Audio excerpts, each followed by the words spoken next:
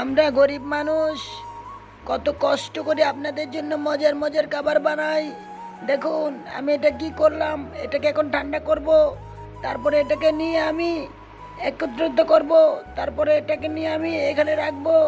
রাখার পর আমি এটাকে ভাঁজ করব, তারপরে আমার সাথীদের ডাক দিব, ডাক দিয়ে এটা ঘোরাবো।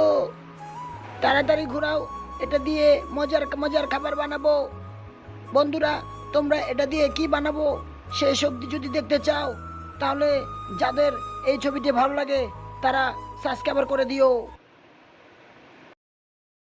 বন্ধুরা তারপরে কি করব, এটাকে সবাই ভাগ করব, ভাগ করে এইখানে রাখবো।